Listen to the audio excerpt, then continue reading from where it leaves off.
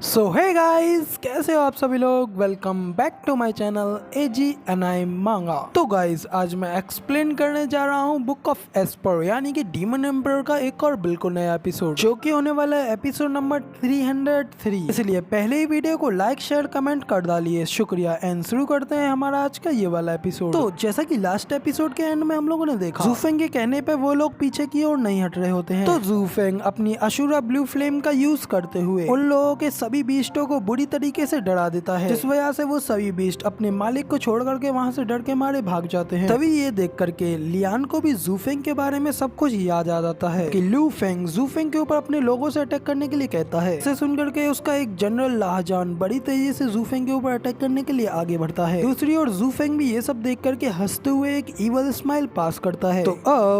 तो अब इस एपिसोड की स्टार्टिंग भी वहीं से होती है जहाँ से कि हमारा लास्ट एपिसोड खत्म हुआ था। जहालान ज़ूफेंग के ऊपर अटैक करने के लिए काफी ज्यादा करीब पहुंच गया होता है, लेकिन तभी अचानक से उसके सामने एक जानी पहचानी स्वॉर्ड आती है। वो स्वॉर्ड वाला बंदा उसे वहीं पर रुकने के लिए कहता है, जिसके बाद हमें मार्शल डुओ को ही दिखाया जाता है। उन्होंने जहालान को रोकने के लिए उसके गले पे अपनी स्वॉर्ड रखी होती है, और क्योंकि जहालान तो मार्शल डुओ की पावर्स के बारे में पहले से ही जानता होगा, इसलिए वो घबराते हुआ वहीं पर रुक जाता है। जिसके बाद मार्शल डुओ लू फेंग और उसके ट्यूटर हान टियानमो की ओर देखते हैं और उनसे कहते हैं कि लिन फेंग और हान टियानमो, आखिर तुम यहाँ पे ये सब क्या सोच रही हो, और तुम्हें सच में लगता है कि तुम ये सब यहाँ पे कर सकते हो। लिन फेंग मार्शल डुओ की ये बात सुनकर के काफी ज्यादा हैरान और काफी ज्यादा गुस्से में होता है, लेकिन फिर मार्शल डुओ की वजह से वो अपने गुस्से को वहीं पर संभालने लगता है और जहालान को वापस आने के लिए कहता है। और फिर वो मार्शल डुओ को ग्रीट करता है और उनसे कहता है कि मार्शल डुओ, मिले हुए काफी दिन हो गए। तो मार्शल डुओ भी कहते हैं कि हाँ, लंबा समय हो गया तुम्हें देखे हुए। जबकि इधर हमारा ज़ूफेंग मार्शल डुओ को अचानक से वहाँ पे देख करके अपने मन में कहता है कि अब आखिर ये ओल्ड मैन यहाँ पे क्या करने के लिए आया है। तो इधर मार्शल डुओ और लिन फेंग ये सब बातें कर ही रहे होते हैं, जबकि तभी बीच में लियान आ जाती है और मार्शल डुओ से कहती है कि मार्शल डुओ, आखिर आपके लोग इतने ज्यादा बिहेवियरलेस कैसे हो सकते हैं। हम लोग यहाँ पे क्वानरोंग एम्पायर को रिप्रेजेंट कर रहे हैं, जो कि यहाँ पे हमारे एम्पायर की ओर से दोनों एम्पायर्स के बीच में मेलजोल के लिए क्वानरोंग की ओर से आपके मैजेस्टी के लिए गिफ्ट लाए हैं, लेकिन इसकी वजह पे आपके पीपल्स ने एक्चुअली में हमारे माउंट्स, हमारे स्पिरिचुअल बीस्टों को बुरी तरीके से डरा दिया और हमारे वॉरियर्स को भी बुरी तरीके से जख्मी करा दिया। तो अब इस सब के बारे में आप ही हमें बताएं कि एक मेहमान के प्रति एक होस्ट के ऐसे एक्शंस होते हैं। तो अब इधर मार्शल डुओ लियान की ये सारी बातें सुन करके ज़ूफेंग की ओर देखने लगते हैं, जबकि ज़ूफेंग अपना मुंह बनाते हुए दूसरी ओर कर लेता है। तो भाई ये देख करके हमारे मार्शल डुओ तो भाई ज़ूफेंग से तो कुछ कह ही नहीं सकते हैं, इसीलिए तो वो क्वानरोंग एम्पायर के लोगों से कहते हैं कि इंपीरियल ट्यूटर और टुगो लू फेंग, आप दूर के गेस्टों को देख करके मैं तुम लोगों को एक नेक दिल सुझाव दूंगा कि आप लोग इस विद्रोह के बारे में भूल जाएं और अपने खातिर इस इशू को यहीं पर पूरी तरीके से छोड़ दें, क्योंकि तुम लोग यहाँ पे आकर के कुछ भी कर सकते हो, लेकिन कभी भी इस लड़के को प्रोवोक करने की कोशिश मत करना। तो अब इधर मार्शल डुओ की ये बात सुन करके लियान और लू फेंग दोनों ही काफी ज्यादा हैरान हो जाते हैं। भाई क्या कह दिया ये मार्शल डुओ ने। केवल लू फेंग अपने मन में कहता है कि मार्शल डुओ के इस तरीके की टोन को देख करके मुझे ऐसा लग रहा है कि ये लड़का जरूर इस एम्पायर में किसी हायर पोजीशंस पे है, क्योंकि मार्शल डुओ को देख करके ये साफ साफ पता चल रहा है कि इनके अंदर इसको कुछ भी कहने की बिल्कुल भी हिम्मत नहीं है। मगर लेकिन आखिर ये सब क्या चल रहा है, मगर आखिर ये कमीना लड़का है कौन। तो इधर लू फेंग तो ये सब सोच ही रहा होता है, तभी यान सीधा मार्शल डुओ से पूछ लेती है कि मार्शल डुओ, आखिर ये लड़का है कौन, और ऐसा कैसे हो सकता है कि आप भी इस लड़के को फेस करने में इतना ज्यादा कतरा रहे हैं। तो मार्शल डुओ से कहते हैं कि मैं घबरा रहा नहीं हूँ, बस तुम लोगों को बचाने के लिए कह रहा हूँ। ये खतरनाक दर्द भरे कांटे को जितना ज्यादा अवॉइड कर सके उतना ज्यादा अवॉइड करना चाहिए। आखिरी बार इस कांटे के ऊपर सेकंड प्रिंस ने अपना पैर रख दिया था, इस वजह से हमारा पूरा इंपीरियल पैलेस ही जोरों से कांप गया था। और अब जब तुम क्वानरोंग एम्पायर की ओर से हो तो तुम लोग ये अच्छी तरीके से जानते हो कि अगर तुम्हारे साथ यहाँ पे कुछ भी होता है तो ये चीज हम दोनों के ही एम्पायर को एक खतरनाक वॉर में झोंक देगी, और मैं ये बिल्कुल नहीं चाहता हूँ। इतना कहने के बाद फिर मार्शल डुओ हंसते हुए उनसे कहते हैं कि तुम लोगों को लग रहा होगा कि मैंने इस लड़के के खातिर तुम लोगों को रोक दिया है ना,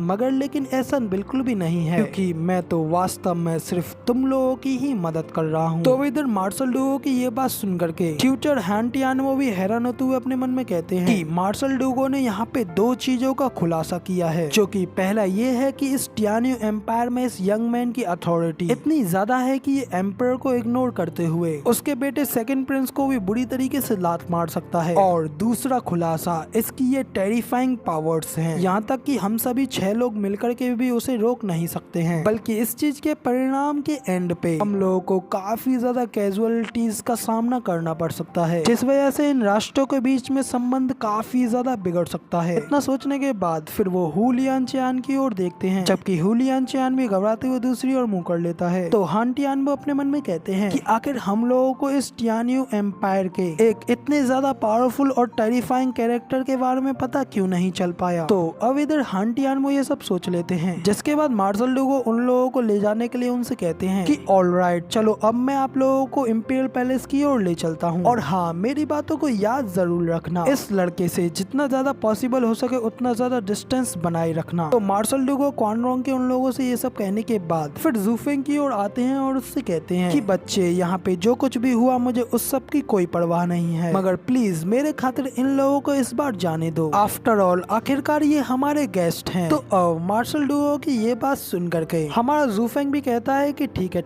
इस बार ओल्ड मार्शल मैं आपके कहने पर ये कर देता हूँ। लेकिन फिर जू फेंग क्वान रोंग के उन लोगों को चिढ़ाते हुए और उन्हें नीचे दिखाते हुए मार्शल डूगो से कहता है कि मगर लेकिन उन लोगों को ये चीज पास जरूर कर देना कि ये क्षेत्र मेरा है और कोई भी अपने पिछवाड़े को लेकर के यहाँ पे ऐसे इस तरीके से चला नहीं आ सकता है। इधर क्वान रोंग के सभी लोग भी जू फेंग की ये सारी बातें गुस्से में सुन रहे होते हैं कि हमारा जू फेंग बड़े ही एटीट्यूड में वहाँ से अपने सभी लोगों को आराम से लेकर के जा रहा होता है, जिसे देख ऊपर से लोंग जिन्यू भी उसे थम्स अप करता है और खुश होते हुए कहता है कि हाँ ब्रदर, जू फेंग के साथ ही रहना हमारे लिए बेस्ट है। कि डोगो डोगो भी एक आराम की सांस लेते हुए कहता है कि ये तो भगवान का शुक्र है कि गॉडफादर ने बीच में आकर के सब कुछ मामला सुलझा दिया। और फिर वो आगे कहता है कि इस मनमौजी ड्रैगन को तो भेड़ियों का अगला खाना माना जाता था, लेकिन फिर भी ये लोग सिर्फ भुनभुनाते हुए ही यहाँ पे खड़े रहे। तो अब इधर जू फेंग ये सब करके वहाँ से चला जाता है, जबकि क्वान रोंग के वो लोग इंपीरियल पैलेस के पास पहुँच जाते हैं कि हमारे प्राइम मिनिस्टर जुगे चेंगफेंग और उनके कई सारे लोग गेट पर उनका इंतजार कर रहे होते हैं। तभी वो लोग क्वान रोंग के उन लोगों को देखते हैं और कहते हैं कि प्राइम मिनिस्टर देखिए, वो लोग आ गए। वो बंदा आगे क्वान रोंग के लोगों की हालत देख करके प्राइम मिनिस्टर जुगे चेंगफेंग से कहता है कि क्या प्राइम मिनिस्टर यही लोग क्वान रोंग के लोग हैं? मगर लेकिन आखिर ये लोग हारी हुई सेना के भटके हुए लोगों की तरह क्यों दिख रहे हैं? तो प्राइम मिनिस्टर भी उस बंदे की ये बात सुनकर के हंसते हुए उससे कहते हैं कि हाँ, मेरा मानना भी यही है कि वो लोग वास्तव में नष्ट कर दिए गए हैं, और इन लोगों की इस तरीके की हालत को देख करके ये साफ साफ पता चलता है कि ये लोग जरूर ही टियान्यू के नंबर 1 कांटे उस जू फेंग के साथ भिड़ गए होंगे। सच में इस नई जनरेशन का कुछ नहीं हो सकता है। तो इधर प्राइम मिनिस्टर जुगे चेंगफेंग के इतना कहने के बाद वो सभी लोगों को पैलेस में अंदर ले लेते हैं और उन लोगों के उनकी ठहरने की जगह पर पहुंचा देते हैं, जिसके बाद सीन चेंज होता है और हम लोगों को और रात का सीन दिखाया जाता है, जहाँ पे हम लोगों को बताया जाता है क्वान रोंग के उन 6 लीडर्स को हाई क्लास की टेवर्न्स रुकने के लिए दी गई, जहाँ पे कि टियान्यू के कई सारे गार्ड्स उनको प्रोटेक्ट भी कर रहे होते हैं। तभी हम लोगों को इनको से छुपते छुपाते हुए एक लड़की को जाते हुए दिखाया जाता है, जो कि लू फेंग के रूम में जाकर के उसे नॉक करते हुए कहती है ब्रदर, ये मैं हूँ। तो वो लड़की कोई और नहीं बल्कि लियान होती है, जो कि अपने ब्रदर से मिलने के लिए आई होती है, जबकि लू फेंग के साथ में ऑलरेडी एक मास्क पहना हुआ बंदा उसके रूम में होता है। इसे देख लियान भी हैरान होते हुए कहती है कि ब्रदर, ये कौन है? तो वो बंदा भी हंसते हुए लियानियर का नाम लेते हुए अपने चौके को हटाने लगता है, जिसके साथ ही हमें और लियान दोनों को ही पता चलता है कि ये बंदा कोई और नहीं बल्कि प्राइम मिनिस्टर जुगे चेंगफेंग ही होते हैं। तो इधर प्राइम मिनिस्टर जुगे चेंगफेंग को वहाँ पे देख करके लियान भी हैरानी से उन्हें देखने लगती है। प्राइम मिनिस्टर जुगे उससे कहते हैं हम लोग दावत के टाइम पर पूरे टाइम एक दूसरे से बात करते रहे, लेकिन फिर भी आप ऑलरेडी मुझे पूरी तरीके से भूल गई हैं। तो लियान कहती है कि आप